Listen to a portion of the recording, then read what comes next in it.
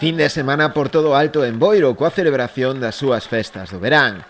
Os festexos iniciáronse o pasado venres pola noite coa lectura do pregón, este ano a cargo dos nenos dos 6 centros de ensino de infantil e primaria do municipio. Boas noites, son Noa do Cole Santa Baia. Benvidos todos ao pregón das festas que representan o noso concello.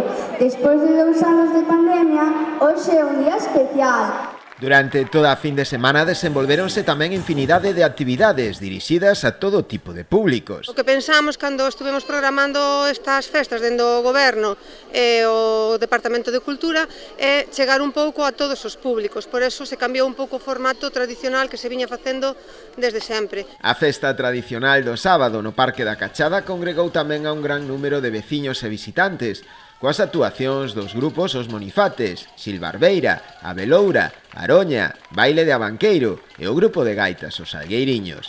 Levábamos moitísimo tempo ensaiando os bailes, tiñamos ganas de salir xa á rúa e pasalo ben co noso tema que é o tradicional. Sen esquecer tampouco a festa da Orella da Boliña. Non me podo queixar de nada, nada. Se me dixeron, podes volver para esta cola outra vez, cando termines esa, podes volver a coller outra ración de orella. Agora chégame esta, hombre.